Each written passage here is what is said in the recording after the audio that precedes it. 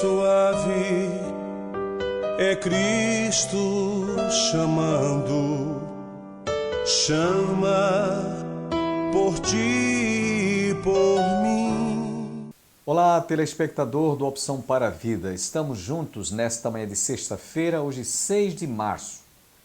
Todos devem estar lembrados que durante esta semana nós iniciamos a exibir as imagens do que foi a nossa 12ª excursão à Terra Santa. Hoje, possivelmente, você terá a oportunidade, saindo de Magdala, estar conosco visitando a cidade de a Vila Antiga nos tempos de Jesus em Nazaré. Esta viagem foi 11 dias, totalmente durante os 11 dias, conhecendo lugares que nós em outras excursões ainda não visitamos. Uma delas foi a Vila de Nazaré, uma réplica do que foi aquela vila nos tempos de Jesus, na antiguidade. Imagens como estas, nós esperamos que você nos acompanhe na nossa 13ª, que será realizada em junho de 2022. Nós já estamos divulgando amplamente para que as pessoas comecem a se programar para esta nossa 13ª excursão. Portanto, você vai ficar agora com as imagens do que foi esta nossa recente excursão de 21 de janeiro a 2 de fevereiro.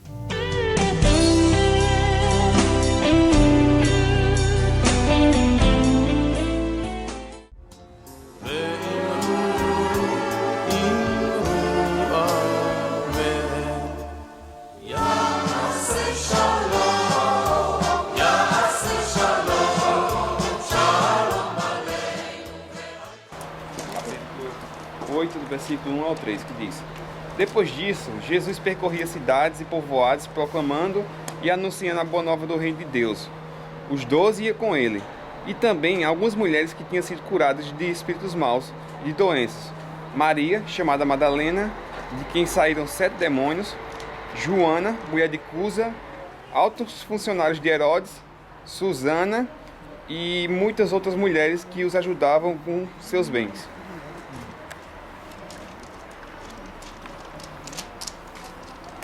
Então, Jesus está aqui viajando pela Galileia, através do centro dele é em Cafarnaum, mas ele passa de cidade em cidade e onde ele passa as pessoas veem as maravilhas, os milagres que ele faz. E muitos também começam a seguir ele. E agora pensem que onde Jesus vai, as multidões vão atrás. E Jesus, ele vem até aqui, até Magdala, e aqui vai ser onde ele vai encontrar Maria de Magdala, Maria Madalena, e ele vai tirar os 7 demônios dela e ela vai passar a ser uma seguidora dele, e não qualquer seguidora, quer dizer, a gente vai ver que Maria Madalena está até o final com ele, enquanto muita gente talvez, porque quando no dia a dia tu tem opções, quer dizer, tu tem a tua fé, mas tu tem as contas a pagar, tu tem a tua fé e tu tem agora filho para cuidar, tu tem a tua fé, mas tá frio, tem tanta coisa. E Maria Madalena, por isso muita gente deixa Jesus ao longo do caminho também. Muita gente se junta e muita gente também fica para trás. E Maria Madalena não, ela vai seguir com ele todo o tempo. E por isso Maria Madalena segue com ele até Jerusalém. E ela vai estar presente no momento da crucificação. Quem vai estar presente no momento da crucificação, além de Maria Madalena? Maria, mãe de Jesus, e João. E cadê o resto? Fugiram. Por quê? Eu também entendo eles. Por quê? Porque quem manda crucificar Jesus é Pôncio Pilatos. E Pôncio Pilatos, ele é conhecido como sanguinário. Nos 6 primeiros anos que Pôncio Pilatos está governando, ele mandou crucificar mais de 2.000 pessoas. E por isso ninguém nesse momento quer se associar com Jesus, porque ok, a fé por um lado, mas a minha vida por outro. E por isso muita gente vai ter medo de se associar com Jesus em frente a Pôncio Pilatos. Pedro vai ser um deles. As pessoas vão chegar, não estava com Jesus, não é um deles, e Pedro diz, não. E aí é o momento que Pedro vai negar 3 vezes. Pense que Pedro está negando Jesus e Maria Madalena lá atrás. junto com ele, ao pé da cruz. Quer dizer, ela todo tempo vai dizer, eu tô com ele, como uma seguidora. Quer dizer, ela é uma seguidora super, super, super fervorosa de Jesus. E eu queria comentar que a gente está aqui na Galileia. E eu queria comentar outra história, que na realidade não é diretamente relacionada a Maria Madalena, mas que eu acho uma história bonita de se comentar. Aqui na Galileia, justamente quando Jesus está indo de um lado para o outro, ele passa por uma cidadezinha chamada Nin, ou Naim. Já ouviram falar?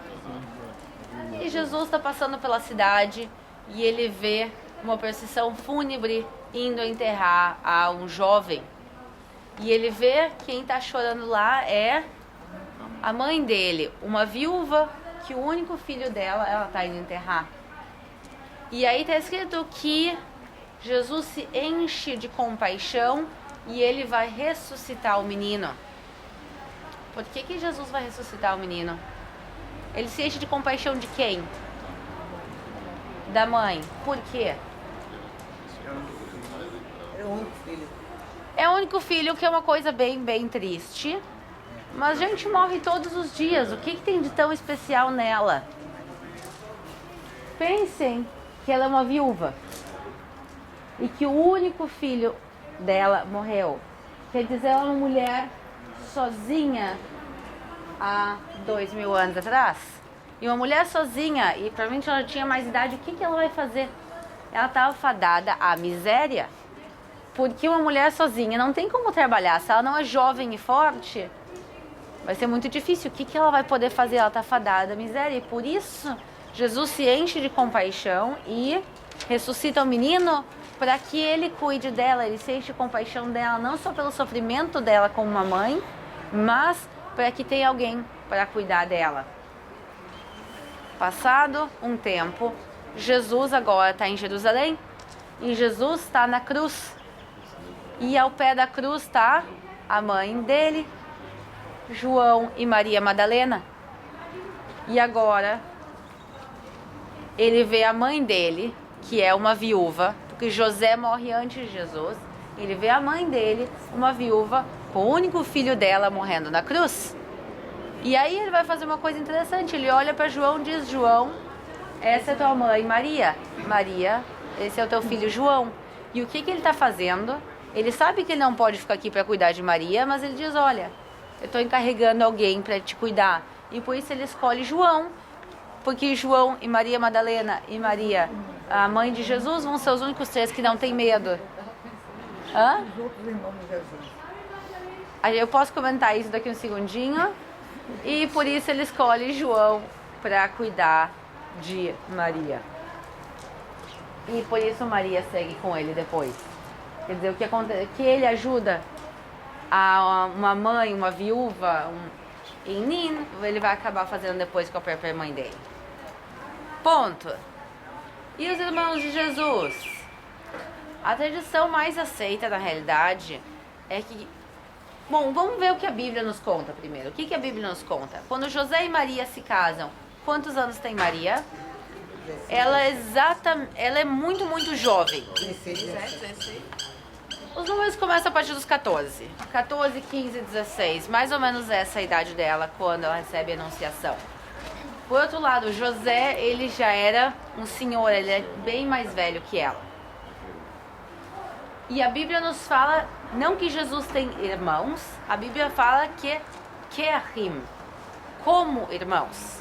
Agora a pergunta, a grande discussão é o que é ser como irmão. A tradição mais antiga, a tradição bizantina fala que José não ficou para titio, não é que ele se casa só muito mais velho, é que talvez José fosse viúvo e ele tinha filhos do primeiro casamento. E esses filhos do primeiro casamento são como irmãos de Jesus, porque eles são meio-irmãos de Jesus por parte de José. Só que se isso realmente é verdade, eles não têm absolutamente nada a ver com a Maria, mãe de Jesus. E a pergunta é se eles estariam dispostos a cuidar de Maria ou não. E também no momento da cruz, eles não estão lá. Eles não estão lá nem para acompanhar Jesus, nem para acompanhar Maria. E por isso Jesus acaba escolhendo a João. Ok? Eu quero comentar um pouco agora. Deixa eu fazer. Vai. Antes da gente ir para aquela área lá, fazer dois comentários. Um com relação a Maria de Magdala, né? Maria de Magdala foi uma das mulheres mais piedosas, Maria Madalena, que a gente conhece na Bíblia, né? Uma das mais piedosas e uma das mais corajosas. Na verdade, quando a Bíblia diz que Maria, nas primeiras horas do dia, do domingo, quando ela foi até a tumba para visitar o corpo de Cristo, para limpar o corpo de Cristo, aquela Maria era Maria Madalena, né? E tem uns termos que a Bíblia utiliza lá, o Novo Testamento em grego, que são bem peculiares, assim, são bem especiais, né? Quando ela chora, né, a ideia ali no grego, no texto original, é de que ela foi tomada de uma íntima dor, foi um sentimento muito profundo, não era apenas um choro qualquer, mas era uma coisa muito profunda, o sentimento que ela tinha pelo Senhor, né? E de repente Cristo aparece atrás dela, ela se vira para falar com Cristo e ela achava que era o rapaz responsável por cuidar do jardim.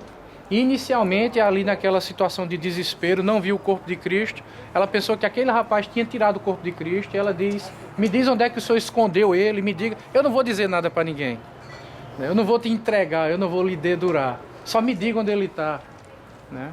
E aí é curioso porque tem uma expressão que aparece ali no texto que revela a intimidade do coração de Maria Madalena com Cristo, né? Eu digo o seguinte, antes de explicar essa expressão, quem toca violão, né, à medida que você vai tocando e vai se aperfeiçoando, o seu ouvido vai ficando mais afinado. Então, quando alguém está tocando violão e dá uma nota errada ou tem uma corda desafinada, quem está com o ouvido bem afinado consegue discernir. Quem sabe tocar violão e toca bem, na hora que ele vê outra pessoa tocando, ele consegue perceber, essa pessoa toca bem, ele tem técnica, sabe? E isso é o que acontecia no coração de Maria. O coração dela estava muito afinado com Jesus. Porque Jesus não chegou para Maria Madalena para dizer assim: Maria, sou eu, você não está me conhecendo. Ele não fez isso. Ele simplesmente olhou para ela e disse assim: Maria. Apenas citou o nome dela. E isso foi suficiente para ela entender que era Jesus que estava falando. E sabe o que é interessante? Quando ela percebe isso, ela quase que cai aos pés dele, assim, tomada de emoção, né? E olha para Cristo, aí diz: meu Senhor, meu Mestre, né? Essa é a expressão que ela utiliza lá. Então você percebe esse pronome possessivo, né? Sabe aquela expressão: eu sou do meu amado e meu amado é meu? Eu sou do meu Deus e eu tenho um Deus que é meu só para mim. Pronto, foi isso que Maria disse, né? Meu mestre, meu mestre, né? Então, por isso que esse local, né, pelo menos para mim, é tão especial. Essa é uma descoberta que foi feita há pouco tempo, a Aline vai falar, né? Não tem tanto tempo que isso aqui foi descoberto meio assim que, humanamente falando, por acaso, né? Mas eu queria fazer uma observação também com relação aos irmãos de Jesus, foi a pergunta da irmã. Eu não vou entrar no hebraico porque aí é contigo, né? Mas eu vou entrar no grego, tá? Existem duas palavras que são usadas no Novo Testamento para diferenciar irmão, que é irmão de igreja, irmão de sangue, e um irmão mais achegado, um primo, por exemplo. Adelphos e sinepsios. São dois termos gregos, né? Quando a Bíblia fala sobre os outros irmãos de Jesus, a palavra que é utilizada não é sinepsios, é adelphos. Tem um momento que Jesus está dormindo, ele estava muito cansado, e as pessoas vêm acordar Jesus e dizem assim: tua mãe e teus irmãos estão aí te chamando. Se esses irmãos fossem irmãos de igreja ou qualquer outro, né, não teriam dito teus irmãos, teriam dito o quê? Nossos irmãos, porque eles fazem parte da mesma comunidade, a mesma comunidade de fé, né? Então teriam dito nossos, não, disseram os teus irmãos. Aí. Só que aqui também tem outro detalhe, né? As pessoas achavam que esse laço sanguíneo daria algum tipo de prerrogativa, né? Daria algum tipo de posição especial. E Cristo corta isso. Nepotismo. Cristo corta isso. Ele disse, não, minha mãe e meus irmãos são aqueles que fazem a vontade do Pai. Aqueles que fazem a vontade do Pai, esses são meus irmãos e minhas irmãs. E tem mais um terceiro detalhe aqui nessa história toda. Os discípulos, eles criam em Cristo. Mas a Bíblia diz que seus irmãos não criam nele até que ele ressuscitou. Até que ele ressuscitasse. Né? Ou seja, nós temos uma comunidade que é composta por pessoas que eram da comunidade judaica, converteram-se a Cristo, passaram a ser seguidores de Cristo. Pessoas que eram da comunidade gentílica, eram gentios que se converteram a Cristo, que passaram a seguir a Cristo, e pessoas da família de Cristo, né, que passaram a crer nele após a sua ressurreição. Isso a gente encontra lá em Atos dos Apóstolos. Né?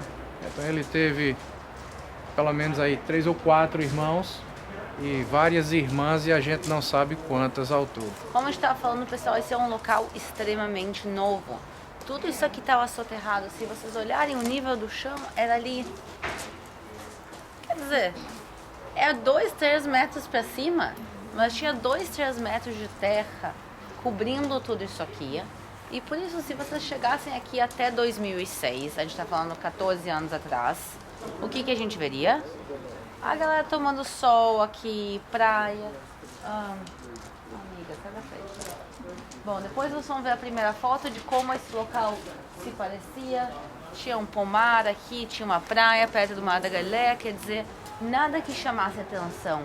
Em 2006, se decidiu fazer uma nova igreja, um novo centro cristão aqui na zona de Madalena, porque outra vez, a zona de Madalena é toda essa zona e segue para lá. A gente não tinha um ponto exato, mas de todos os lugares, o lugar que eles decidiram comprar foi esse aqui.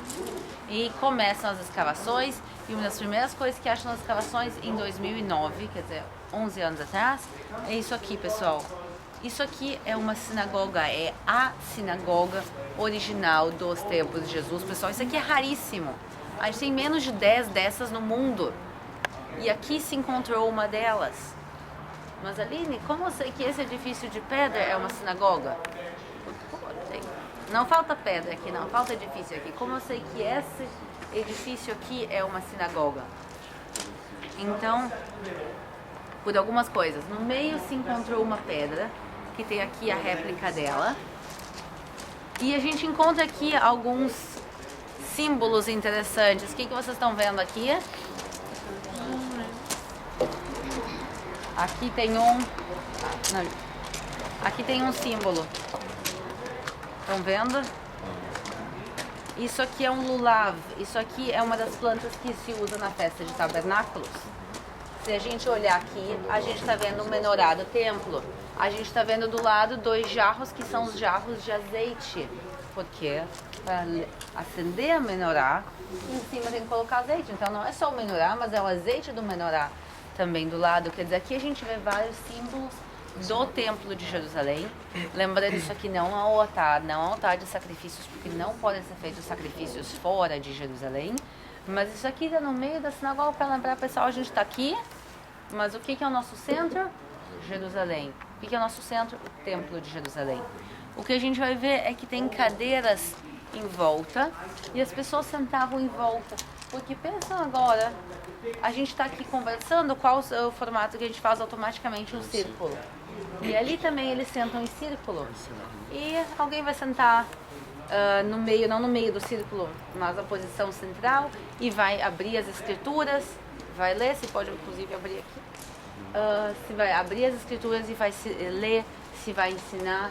E como a gente lembra, Jesus ensinava nas sinagogas da Galileia, e tem também uma boa chance que Jesus ensinou nessa sinagoga. E outra vez, uma das coisas que aparece várias vezes é que com quanta propriedade Jesus falava, principalmente nas sinagogas. Quer dizer, isso está escrito várias vezes, que as pessoas se impressionavam e diziam: quem é esse? Quem é esse que tem mais propriedade do que os sábios da lei? Ele vai em Jerusalém quando ele tinha 12 anos, no templo de Jerusalém. Como a gente sabe, ele foi esquecido, meio deixado para trás em Nazaré. e se volta, depois de 4 dias, e se encontra um menino de 12 anos, em vez de chorando, mãe, como se espera, e sim, ele discutindo com os sábios da lei no templo, e todo mundo dizendo, quem é esse menino? Quem é esse menino que sabe tanto? Porque não faz o menor sentido que um menininho de 12 anos da Galileia, que o pai é carpinteiro, saiba tanto. Quer dizer, como ele sabe tanto? Quem é ele? Uma das coisas que todo o tempo vai chamar a atenção de todo mundo aqui na Galileia é os ensinamentos da propriedade com que Jesus falava dentro de sinagogas. E o que a gente vai fazer é agora parar aqui e vamos olhar a sinagoga. Vocês podem olhar que ela foi feita com muito, muito esforço. Quer dizer, os pisos são de mosaicos, as paredes eram pintadas. E quer dizer, o luxo do luxo, cada um vai dar o que tinha de melhor para a sinagoga. Aqui nessa época, todas as sinagogas dos tempos de Jesus que a gente encontrou, nenhuma tem formas. Passados 500 anos, período bizantino, tem uma grande influência da cultura romana. E cada vez mais. E aí as sinagogas bizantinas que a gente encontrou, sim, tem formas. Tem formas humanas dentro de sinagogas. E o auge é, dentro de uma sinagoga, mais de uma se encontrou, o deus Hélio, desenhado no chão. É o deus Hélio com os 4 cavalos puxando uma carruagem, os 12 signos do zodíaco em volta, as 4 estações do ano como forma de mulheres em volta. Dentro da sinagoga. Em Tibérias tem uma sinagoga dessas. Depois, quem quiser me peça, eu posso mandar para vocês por WhatsApp a foto, ou dá para buscar na internet. Quer dizer, a gente vê que teoria é uma coisa e prática é outra. Quer dizer, Deus manda fazer uma coisa e a gente nem sempre faz 100%. Quer dizer, pensa o que é construir uma sinagoga 1500 anos atrás e achar que é uma ótima ideia colocar o deus Hélio no meio. Por que se coloca o deus Hélio? Não por uma questão religiosa, justamente no chão as pessoas pisavam em cima daquilo, mas porque era moda da época. Porque era bonito na época colocar o deus Hélio, e a gente encontra representações, pisos muito parecidos em outros lugares da região. Então dizem, o que está na moda agora? Está na moda vermelho? Vamos fazer vermelho. Está na moda o zodíaco? Vamos fazer o zodíaco. Está na moda isso? Vamos fazer isso. Então é mais ou menos seguir a moda, e a moda nem sempre seguia a tradição judaica. Então aqui nessa época não era aceito, mas a gente vai ver que 500 anos depois o negócio começa a ir mais para cá do que para lá. E pois todas as colinas do Golã são cobertas de pedra basáltica. Essa pedra preta é das colinas do Golã, e isso correu e chegou até aqui. Então vocês conseguem ver que naturalmente aqui tem pedras pretas. Mas aqui na região eu encontro, porque está muito próximo do Golã, tu está também na Galileia, então aqui a maior parte das pedras é preta, mas tu tem algumas pedras brancas que são da Galileia. Região vulcânica, as colinas do Golã? As colinas do Golã, na realidade, as colinas são vulcões inativos. E por isso, há muito tempo atrás, quando os vulcões estavam ativos, eles cobriram toda a região de lava. E a lava, quando fica dura, vira pedra basáltica, que é o que a gente está vendo aqui, que é uma pedra bem escura e bem dura.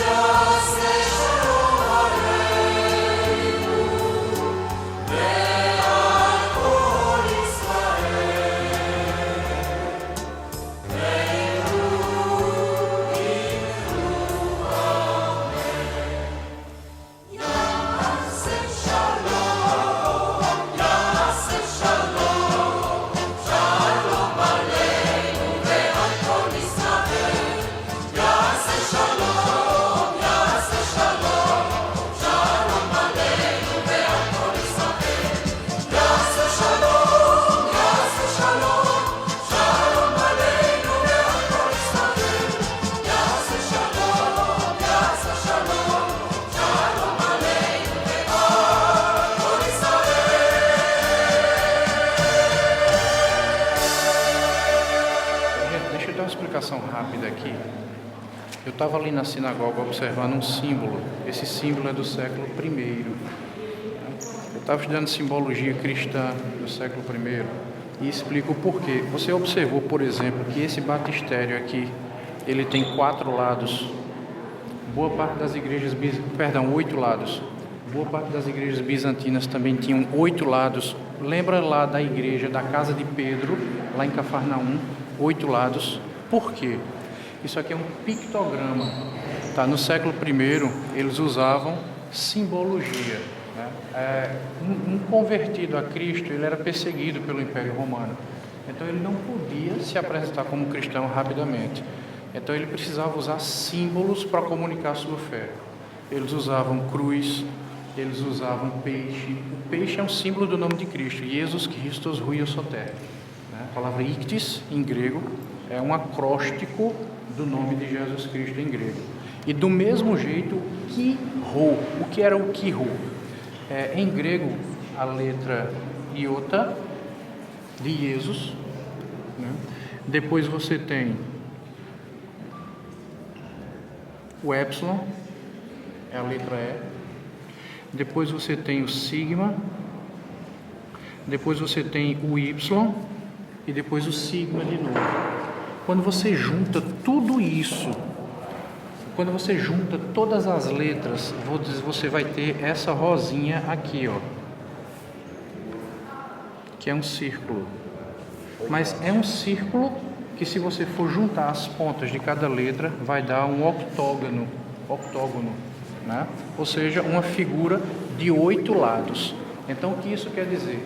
Essa figura aqui de 8 lados é uma representação geográfica do nome Jesus Cristo em grego. Jesus Christos Huios Soter. Jesus Cristo, Filho de Deus, o Salvador. A simbologia de peixe, ictis. A simbologia do pictograma, o octógono. E era por isso que eles faziam as igrejas com 8 lados. Você vê aqui 8 colunas. Você vê aqui um batistério com 8 lados. E normalmente, se o arquiteto dessa igreja, por exemplo, tivesse seguido a mesma ideia, e ele seguiu, olha só as paredes, isso aqui não é um círculo, nós estamos dentro de um octógono. Todos entenderam? Então, esse era um símbolo cristão. Um símbolo cristão. Lembra de Migdala, Maria de Madalena, seguidora de Cristo. Os seguidores de Cristo, desde o século I, utilizavam esses 3 símbolos, eram os 3 principais símbolos. Nós encontramos isso, inclusive, nas catacumbas de Roma. Desejo a todos um bom dia, um bom final de semana e até a próxima segunda-feira, quando você continuará viajando conosco através das imagens da nossa 12ª excursão à Terra Santa.